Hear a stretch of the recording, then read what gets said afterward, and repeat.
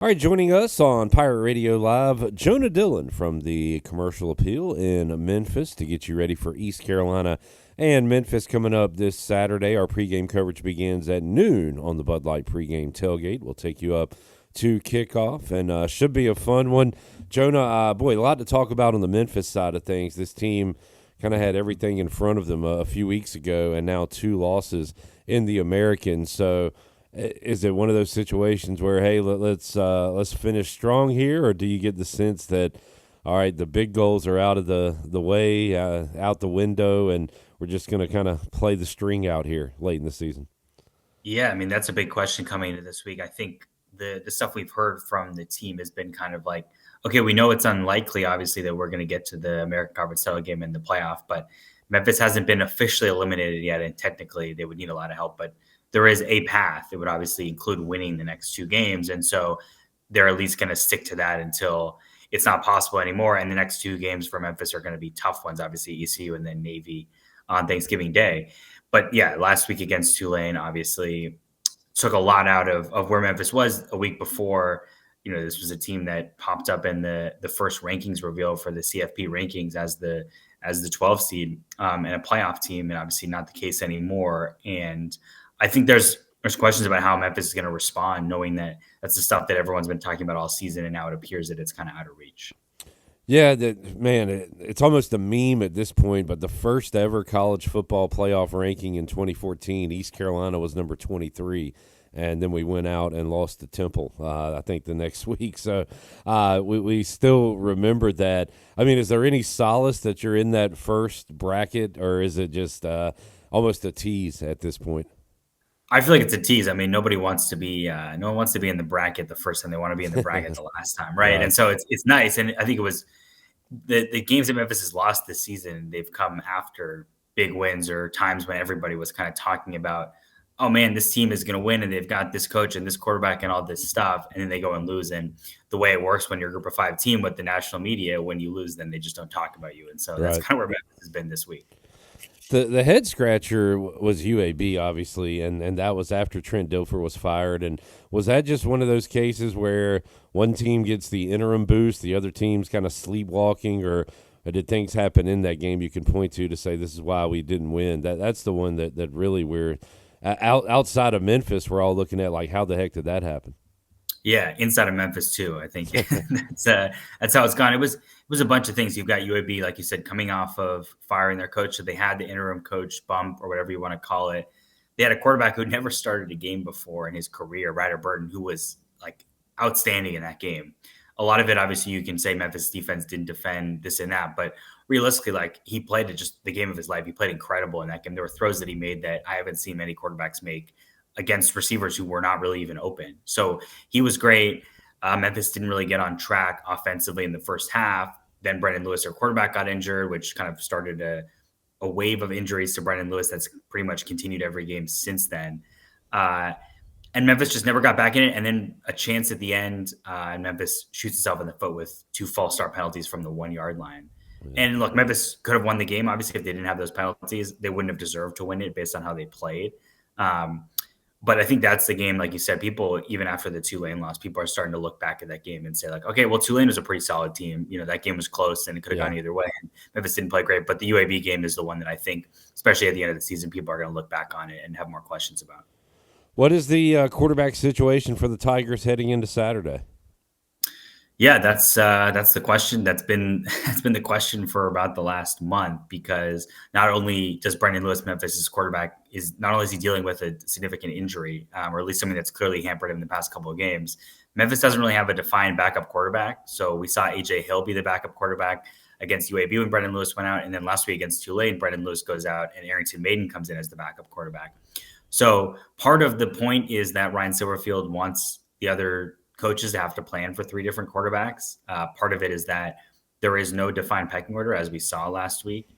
The question with Brendan Lewis is he's obviously someone he showed last week. He's going to play and give everything he has if he can, but he's somebody who relies on his mobility and his running ability. And so when he's injured, as he clearly is dealing with the ankle injury, it makes it harder for him to impact the game in that way. And so there was a lot of sacks on Friday against Tulane, And then the question becomes, if you're Memphis, what percentage of Brendan Lewis is a better option than the guys you have behind you?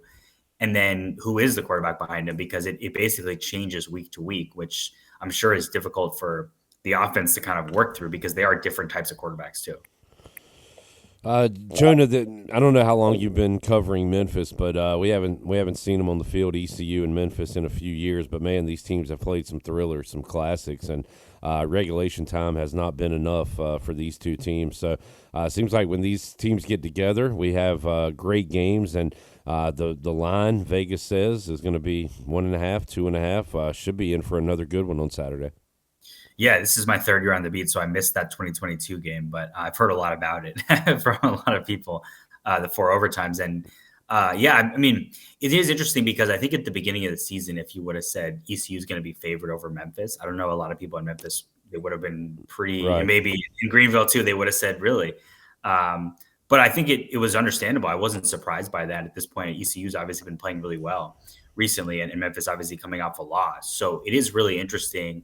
Also, the fact that ECU is the team that is sort of more in the picture for the conference title race than Memphis is. But obviously, we know the talent and what Memphis has done so far and been in that conversation throughout most of the season.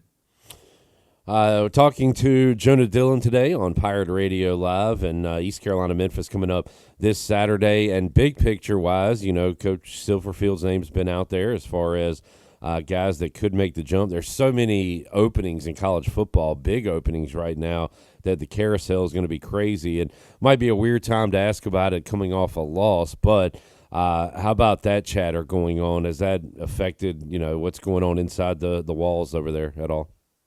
Yeah, it doesn't feel like it's been the same extent of like the chatter as we've seen with like John Summerall, where it feels like every week there's some huge story and John Summerall's talking about it. Alex Golish, other guys in this conference, even Jeff Traylor earlier in the season, we've seen in the past couple of years. Obviously, it's almost whenever Memphis wins, suddenly everyone is, you have all these national media members tweeting about Ryan Silverfield's career record and how incredible Memphis has been over the last however many years. And then when Memphis loses, it's like, well, they never win the big game. He never wins the big game, stuff like that. So it's very week to week where things change. And I think people also don't understand the perception differences in terms of within Memphis and outside of Memphis, because I think a lot of people outside of Memphis view the Memphis program in a certain way, and people within the city don't necessarily do that to the same extent, and or at least the success that they've had over the past couple of years. So it's going to be interesting to follow. Like you said, I think this cycle is going to be crazy because there's so many openings that realistically, like these jobs, they have to hire somebody, right? And so a lot of these positions are going to get filled, and that means that if you've been a successful coach, especially at the top of the group of 5 or near the top of the group of 5, you're going to be a candidate pretty much regardless. Yeah. Memphis had an incredible run of running backs going to the NFL, and even I think receivers going on to play running back in the NFL. As a Washington fan, I remember Antonio Gibson before he went on to New England. But how about this year? Who are the key guys at the skill positions to watch out for this Saturday? Yeah, it's a weird one when you look at it because it looks like Memphis is not going to have a 1,000-yard rusher for the first time in a couple of years. But coming into the season, I would have said that their 2 running backs, Sutton Smith and Greg DeWozier, were as talented as anyone they've had over the past couple of years. Greg DeWozier dealt with an injury early and then was kind of working his way back. Sutton Smith was one of the top running backs in the country over the first couple of weeks. Basically, halfway through the season, defenses started catching up to Memphis, watching the film and saying, okay, they really just want to run the ball. Brandon Lewis, obviously, in the run game as well as a quarterback. And so Memphis' whole offense was powered by that running game. And then defenses said, we're not going to let you do that. We're going to make you throw the ball.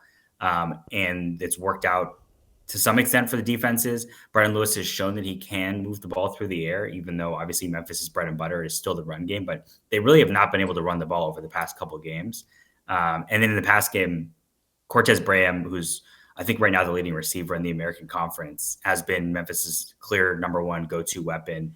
He's one of those guys. He came in really late. He came about 2 weeks before the season started. 7th-year guy. He got another year of eligibility because of this court case. So he comes in late, kind of working his way up the first couple of games of the season. Played at Nevada with Brendan Lewis last year, so they have that rapport, and has been really good, especially over the back half of the season. And just clearly, whenever there's a high leverage situation around the goal line or on a 3rd down, the ball's probably going to number 4.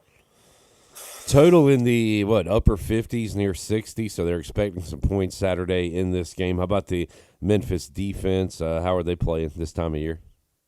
Yeah, it depends if it's the first half or the second half, because in the first half, especially if you watch the Tulane game, they looked completely lost, made Jake Retzloff look like the best quarterback I've ever seen in that first half. And then the second half, and this has been the case, Arkansas, USF, a couple other games this season, Georgia State, where Memphis comes out in the first half and their defense looks lost and people are wide open and there's explosive plays constantly. They make adjustments at halftime and then they just shut the other team down. And that happened against Tulane. Tulane only scored 3 points in the second half. It was on their opening drive of the half. And then Memphis' defense completely caught up to them and had them stopped. Their defense is built on creating chaos and speed. That's what it's always been since Jordan Higgins took over as defensive coordinator. Sometimes that works against them, obviously, as you saw some of those games earlier this year. But there's a lot going on when you're trying to game plan for them, and they're not going to make it easy on opposing offenses because there's just guys constantly kind of moving around, blitzing from different spots, and a lot of speed on the field as well. Good info from Jonah Dillon, Memphis Commercial Appeal, joining us today on Pirate Radio Live. While I got you here, how about an update on Penny's guys? I think they got a big game tonight, right? Or a good opponent tonight. But how about Memphis hoops so far? Yeah, going down to Ole Miss tonight, which is a big game for Memphis rivalry, and it's been a long time since Memphis has won at Ole Miss, so it's one that fans are really excited about. It's been a weird start to the season. They won their opening game against San Francisco on Saturday, but looked pretty bad in a couple exhibition games. They played Auburn and Arkansas. Got blown out of both those games. The Auburn game in particular was really bad. And then Penny Hardaway said ahead of the season opener that he was concerned about the group and that there was a players only meeting and stuff like that, which is typically not the things you want to hear before a game has even been played in the season. This is a team, 0 returning players from last year, as has kind of been the case. That's extreme, but it's been Penny obviously relies on the transfer portal a lot.